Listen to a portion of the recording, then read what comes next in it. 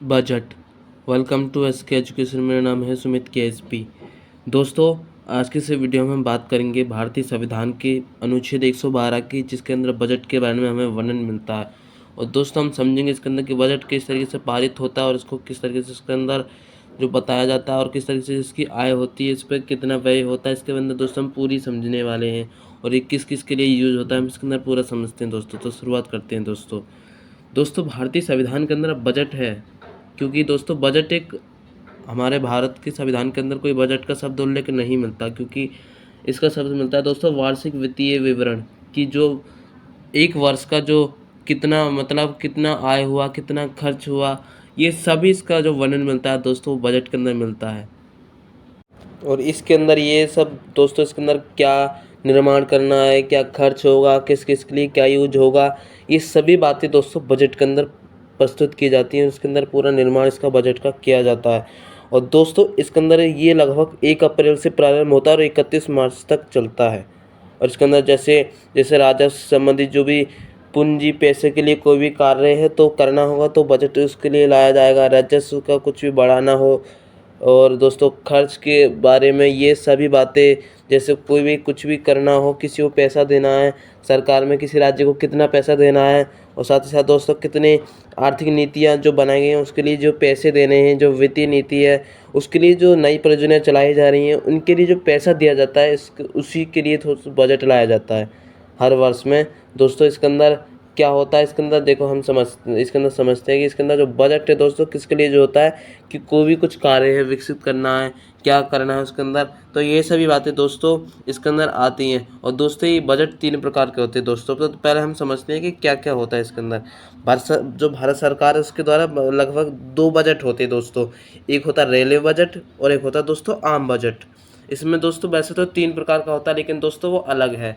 वो एक जो आम बजट है दोस्तों वो तो हो गया पूरी मतलब एक वर्ष के लिए पूरा कंप्लीट होता है कि जितना भी कार्य आय व्यय कितना खर्च है वो तो हो गया दोस्तों बजट में आम बजट। और फिर दोस्तों आता है जो हमने बात की दोस्तों दूसरे बजट की, वो तो एक रेलवे बजट होता है। उसके अंदर दोस्तों कितना रेलवे के कितने रेलवे में क्या हुआ, रेलवे मंत्रालय के आय व्यय, ये सब जो खर्च हुआ कितना हुआ, ये सभी बातें तो दोस्तों इसमें के अंदर आती है।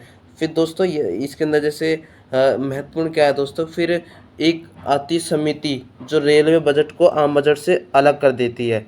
तो ये है दोस्तों इम्पोर्टेंट, यहीं से क्वेश्चन बन जाता है कि बजट कितने प्रकार के होते हैं। तो दोस्तों पहले तो दो प्रकार के बजट थे। पहला दोस्तों आम बजट और दूसरा रेलवे बजट। तो वो रेलवे बजट अलग कर दिया गया है 1921 से एक वर्ष समिति रिपोर्ट के द्वारा।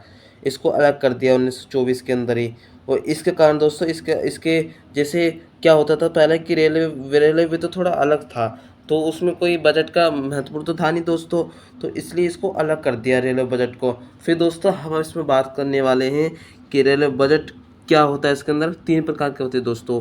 अब समझते हैं हम दोस्तों रेलवे बजट के बारे में। रेलवे बजट दोस्तों 3 प्रकार के होते हैं।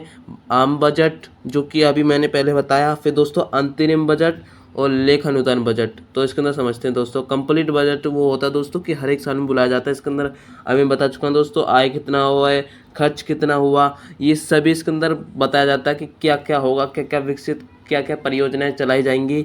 तो ये आम बजट में पूरा होता है, एक साल के अंदर एक बार होता है। और जो दोस्तों अभी हम बता चुके हैं 1 अप्रैल से इसकी शुरुआत होती है।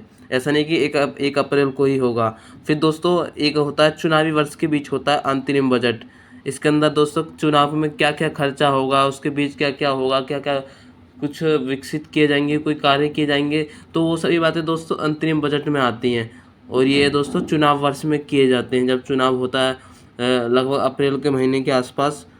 तो इस समय दोस्तों ये आय और व्यय इसके अंदर तो देखा जाता है। फिर पैसे दिए जाते हैं संचित निधि के माध्यम से, जो कि आरबीआई के द्वारा माध्यम से इसके अंदर दिए जाते हैं। लेखानुदान में दोस्तों जो हम लेखानुदान की बात करें तो दोस्तों ये भी चुनाव वर्ष के अंदर ही होता है। इसके अंदर दोस्तों जो इसका वर्णन लेखानुदान का आपको मिल जाएगा आर्टिकल 116 में।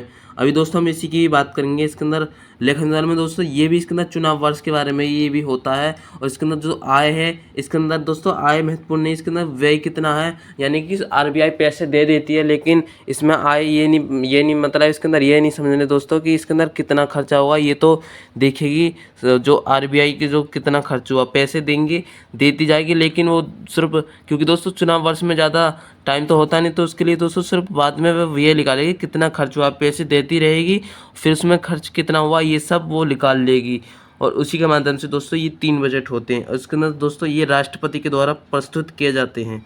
और फिर दोस्तों इसके अंदर हम अभी बात कर ही चुके हैं कि हर वर्ष में ये होता है, और दोनों सदनों के अंदर ये पेश किया करवाया जाता है। उसके अंदर राष्ट्रपति भी इसके अंदर जो उसको प्रस्तावित करते हैं, प्रस्तुत करते हैं, तो इसके बारे में बताया जाता है दोस्तों। इसके अंदर वित्त मंत्री के द्वारा प्रस्तुत किया जाता है। इसके अंदर दोस्तों क्या क्या है कि जो संसद निधि है, इसी से जो धन मिलेगा ना दोस्तों, संसद निधि देती है, उसी को हम बजट कहते हैं।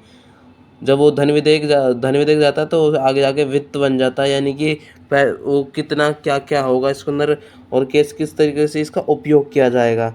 और फिर दोस्तों जब ये संसद में, और जो इसके अंदर क्या है दोस्तों कि जैसे ये राज्यसभा में जाएगा, तो इसके लिए दोस्तों ये इसके अंदर मतलब ये बनेगा, इसके अंदर बजट जाएगा, तो इसको तो 14 दिन के अंदर पारित करना तो पड़ेगा ही।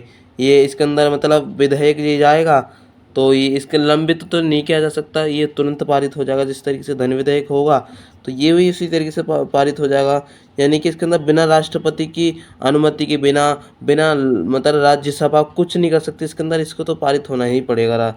और इसके अंदर दोस्तों ये भी कहा गया है कि जब इसको वित्त मंत्री प्रस्तुत किया गया, हम ये बता चुके हैं, और यही हम बता चुके हैं कि किस तरीके से इसके अंदर किस तरीके से इसके अंदर परियोजनाएं चलाई जाएंगी। तो ये तो हो गया दोस्तों बजट के बारे में कि कितने प्रकार के बजट थे, हमने इसके अंदर पूरा समझ लिया है।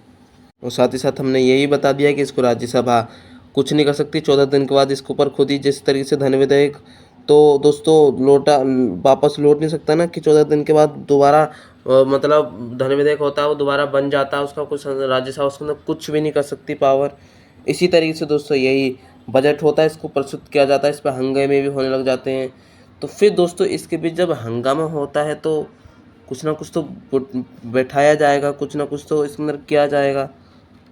इसके बीच ना दोस्तों पता क्या होता है, इसके अंदर ये जो भारतीय जो ये बजट तो आता है ना, तो संसद निधि से द्वारा दिया जाता है। उसके अंदर ये सब बताया जाता है कि जो राष्ट्रपति का जो कार्यकाल है, भत्ते हैं, ये सभी उपराष्ट्रपति, लोकसभा का अध्यक्ष, राज्यसभा या जो उपसभापति है वो हो गया, सुप्रीम कोर्ट का न्यायाधीश हो गया, इन सबको पैसे देना होगा। तो कहाँ से देगा? बजट के माध्यम से ही मिलेगा, और अलग से इसकी परियोजनाएं चलाई जाएंगी, और साथ ही साथ दोस्तों जो भी कार्य है उसके द्वारा किए जाएंगे। जो आईएएस के एग्ज़ाम में होते हैं दोस्तों, ये अध्यक्ष होते हैं, इनको भी तो वेतन देना पड़ेगा, तो ये सभी दोस्तों बजट के माध्यम से दिया जाता है। इतना तो दोस्तों आसान है, और इसको लगभग 6 चरणों से गुजरना पड़ता है। पहले इसके ऊपर दोस्तों बजट को प्रस्तुतिकरण है वो राष्ट्रपति के द्वारा किया जाएगा, उसको वित्त मंत्री करवाएगा। फिर दोस्तों इसके ऊपर आम बहस होगी, और इस पर फिर दोस्तों इसके अंदर जाँच होगी कि यह क्या ठीक है। फिर इसके अंदर दोस्तों मतदान होने लग जाएगा, तब इसको पारित करना शुरू हो जाएगा।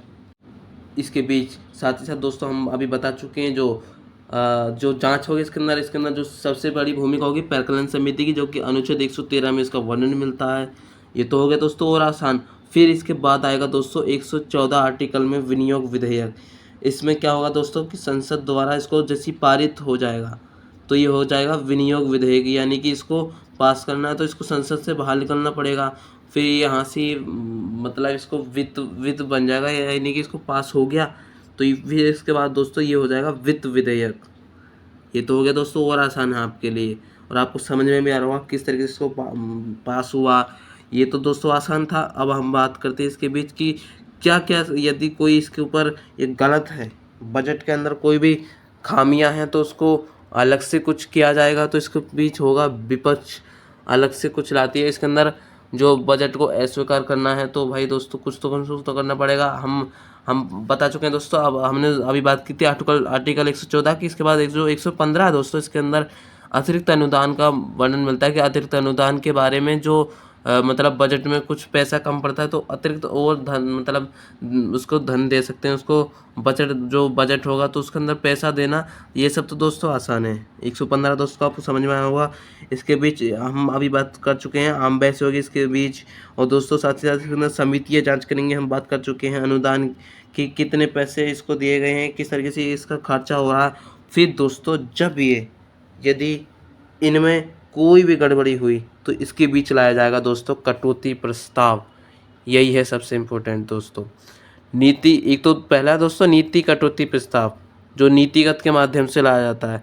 फिर दोस्तों एक है दोस्तों आर्थिक कटौती प्रस्ताव, और तीसरा है दोस्तों सांकेतिक कटौती प्रस्ताव। इसके जो नीतिगत प्रस्ताव है दोस्तों, इसके अंदर सीधे जो बजट है उसको अस्वीकार कर दिया जाता है, और इसके बीच जो संसद के सदस्य हैं और जो सरकार को सिर्फ 1 रुपये दे दिया जाता है। इसके बीच दोस्तों यही एक अच्छी नीति होती है, इसके द्वारा सरकार गिर जाती है, उसका कोई बहुमत दल रह ही नहीं पाता।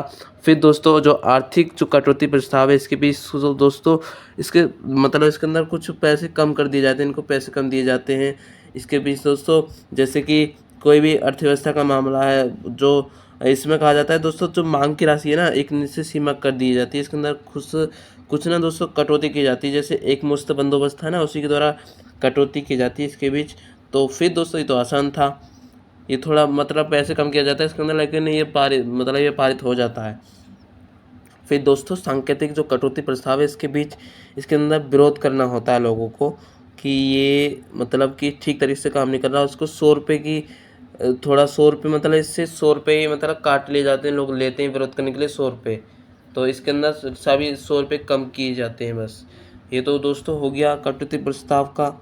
और अब दोस्तों ये तो आसान था। फिर इसके बाद दोस्तों हम बात कर चुके हैं कि फिर इसका जो हम अभी बताए थे जो विनियोग विधेयक है, जब भारतीय संविधान के अंदर जब ये जो बजट आएगा वो पारित हो जाएगा तो इसके बाद ये विनियोग विधेयक जो संसद के द्वारा पारित किया जाएगा।